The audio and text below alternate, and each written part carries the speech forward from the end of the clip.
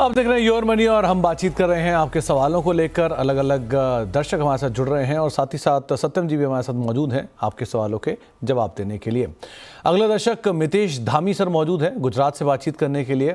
धामी जी नमस्कार, क्या सवाल है आपका? नमस्कार सर। नमस्कार धामी साहब। मेरे पोर्टफोलियो ऑलरेडी मैंने सेंड कर दिया है और टोटल मेरे 8 है म्यूचुअल फंड सर, फंड लिए हुए हैं।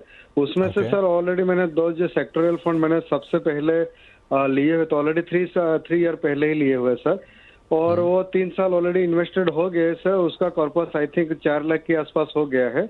लेकिन सर वो सेक्टोरियल है जो, इसलिए मुझे आज वो समझ में आ रहा है कि वो थोड़ा रिस्की होता है सेक्टोरियल। तो क्या मैं उसको कंटिन्यू करूं या सर फिर उसको स्विच ऑफ करूं, वो एक चीज जानना था। दूसरी चीज सर, मेरा जो कॉर्पस है वो 3 से 3.5 तक जो मेरा पोर्टफोलियो के हिसाब से वो बन सकता है कि क्या, ये थोड़ा जानना था। और review the my portfolio sir. Okay, आप एक चीज़ और धामी सर, आपने अपनी उम्र 42 साल बताई। आप पहले तो कब से निवेश कर रहे हैं और दूसरा क्या आप स्टेप अप कर सकते हैं? हाँ सर। Okay okay okay. तो सत्यम सर, बड़ा इंटरेस्टिंग सवाल है धामी जी का।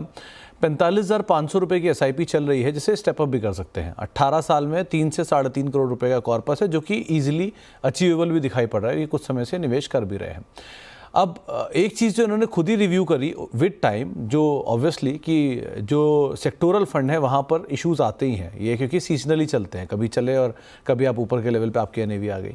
इनकी एक लॉजिस्टिक स्पेस में इनकी एसआईपी है जो ऑलरेडी ये सेक्टर वैसे ही बहुत सबड्यूट है, और दूसरा बैंक्स एंड फाइनेंशियल में ये अगेन दूसरा सेक्टर है जो कि बहुत बड़ा अंडर परफॉर्मर हाल फिलहाल में रहा है। सो इनका क्या शिफ्ट करना बनता है, क्योंकि इनमें बड़ी एसआईपी इसी में ही जा रही है और बाकी छोटी एसआईपी ब्रॉडर मार्केट्स में जा रही है। यहाँ किस तरह से रणनीति बनाए अपनी? जी सुमित जी, जैसा आपने सही पॉइंट आउट किया, धामी साहब ने खुद भी रियलाइज किया है कि थोड़ा सा रिस्की पोर्टफोलियो है। अभी तक रिटर्न और रिवॉर्ड हमें जरूर इनके फेवरेबल रहा है, जो कि मतलब काफी एग्रेसिव 22% की रिटर्न मिली है इन पोर्टफोलियोज में, जिस तरह की पोर्टफोलियो उन्होंने बनाया है पिछले कुछ सालों में।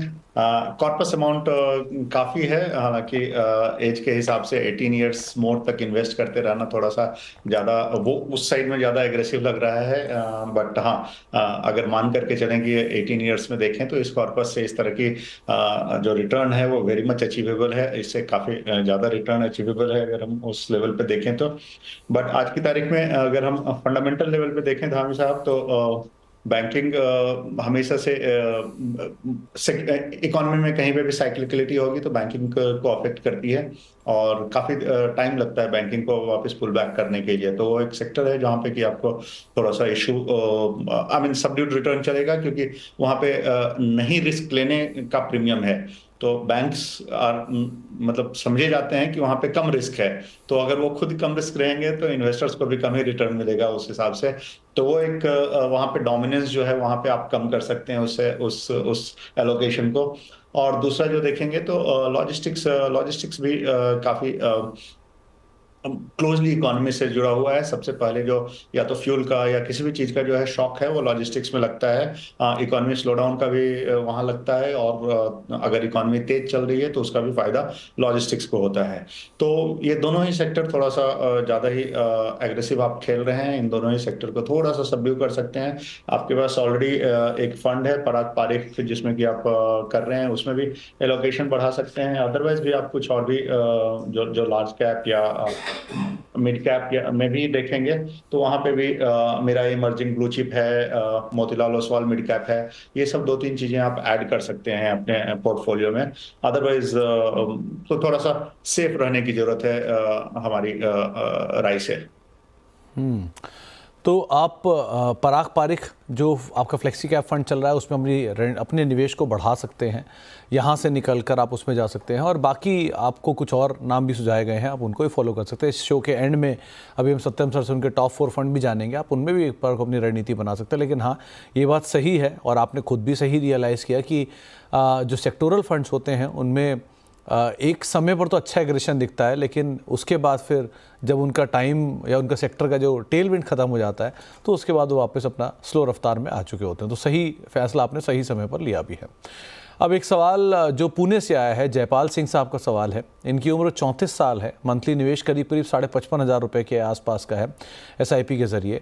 ऑलरेडी पोर्टफोलियो 65 लाख के आसपास पहुंच चुके हैं, 10 साल में 5 करोड़ का लक्ष्य साध रहे हैं। क्या इनके पोर्टफोलियो में कोई बदलाव की ज़रूरत है? इन्होंने ये भी मेंशन किया सत्यम जी कि 10 साल बाद इनको बच्चे की शिक्षा के लिए 1 करोड़ रुपए चाहिए, घर खरीदने के लिए 2 करोड़ रुपए चाहिए और रिटायरमेंट के लिए 2 करोड़ रुपए चाहिए।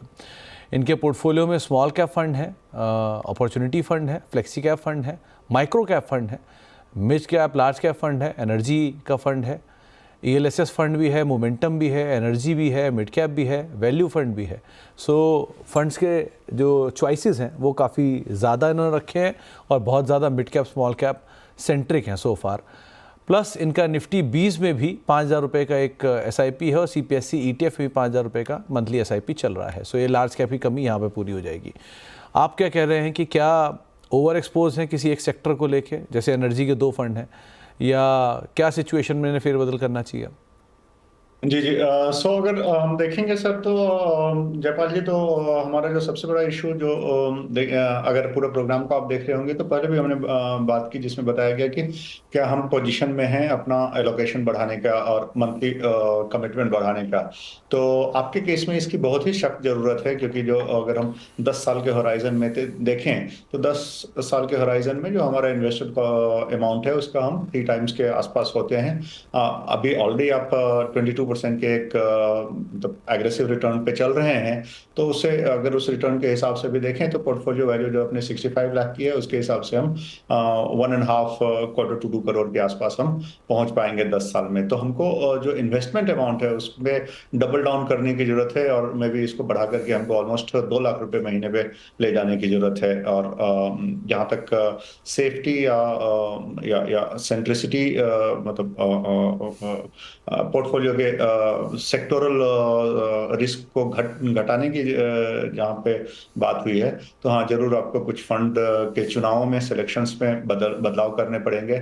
एनर्जी में आप बहुत ही हेवी हैं और बहुत ही छोटे छोटे काफ़ी सारे फंड्स ने इकट्ठे करके रखे हैं। शायद कुछ लार्ज कैप और मिड कैप के अच्छे फंड्स जो हैं उसको उठाने की आपको ज़रूरत है और उसमें अमाउंट भी बढ़ाने की ज़रूरत है। और हम देखें तो आप ऑलरेडी 34-35 के हैं, तो मेरे ख्याल से इन्वेस्टमेंट होराइजन को भी बढ़ा सकते हैं। अगर आप बहुत ज़्यादा ये बढ़ा नहीं सकते हैं इन्वेस्टमेंट क्वांटम को, तो होराइजन को भी बढ़ा करके आप उसमें प्ले कर सकते हैं, क्योंकि हर एक चीज़ की जरूरत नहीं हो कि एक साथ हो 10 साल में, तो आप उसको स्ट्रक्चर भी कर सकते हैं अपनी ज़रूरतों को। बट हाँ, इन्वेस्टमेंट क्वांटम बढ़ाने की सख्त ज़रूरत है। तो कुछ बदलाव, और 1-2 चीज़ें और इंटरेस्टिंग है कि आपने ये कि CPSE ETF में पैसा डाला हुआ और निफ्टी आपने एनर्जी फंड भी लिए हुए, तो एनर्जी फंड्स के अंदर ज़्यादातर PSUs ही आपको मिलेंगे, कि वहाँ पर भी 1-2 कंपनी को छोड़ के ज़्यादातर सारी कंपनियाँ जो हैं वो PSUs ही क्षेत्र की हैं। सो आप उस पार्ट को भी एक बारी अच्छे से रिव्यू कर लीजिएगा और अकॉर्डिंगली यहाँ पर फेरबदल आप कर सकते हैं। सत्यम सर, जाने से पहले आपकी तरफ से टॉप 4 फंड्स। हमारे जैसा हमने बोला एक अच्छा मिक्स हमने आज चुन करके लाए हैं दर्शकों के लिए, जिसमें कि स्मॉल कैप में देखें तो एडलवाइज स्मॉल कैप फंड अच्छा रिटर्न दे रही है। मोतीलाल मिड कैप में अच्छा कर रही है, Motilal Oswal mid cap fund. Blue chip में जाएं तो इमर्जिंग और ब्लू चिप दोनों का फायदा दे रही है मिराई एसेट। और निपॉन इंडिया मिड कैप में एक अच्छी है, फ्लेक्सी कैप में पारिक फंड है। तो ये 4-5 फंड अभी काफ़ी अच्छे जोन में चल रही है एंड उनका पोर्टफोलियो सिलेक्शन ऐसा है कि उम्मीद है कि लॉन्ग टर्म में ये they will continue to do good in the segment. तो अगर आप नए निवेश की शुरुआत कर रहे हैं तो ये 4 फंड आपकी स्क्रीन पर हैं, Edelweiss, Motilal Oswal, Mirae Asset, Nippon India, यानी चारों अलग अलग AMCs के 4 अलग अलग टाइप के फंड। आप इनके साथ अपने निवेश की शुरुआत कर सकते हैं या फिर इन्हें अपने लॉन्ग टर्म पोर्टफोलियो का हिस्सा बना के चल सकते हैं। सत्यम सर की राय आपके सामने है। हर बार की तरह सत्यम सर बहुत बहुत शुक्रिया हमारे साथ मौजूद रहने के लिए और दर्शकों के सवालों के जवाब देने के लिए और रैंडमली हमसे अलग अलग मामलों पर चर्चा करने के लिए बहुत बहुत शुक्रिया सर हमारे साथ मौजूद रहने के लिए।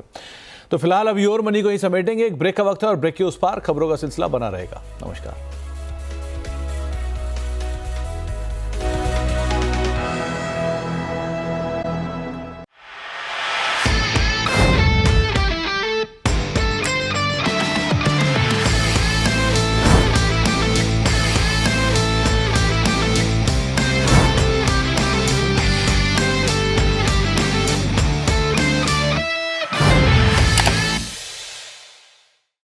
बता दें कि मनी कंट्रोल पर दिए गए विचार एक्सपर्ट्स के अपने निजी विचार होते हैं। वेबसाइट या मैनेजमेंट इसके लिए उत्तरदायी नहीं है। यूजर्स को मनी कंट्रोल की सलाह है कि कोई भी निवेश निर्णय लेने से पहले सर्टिफाइड एक्सपर्ट की सलाह लें।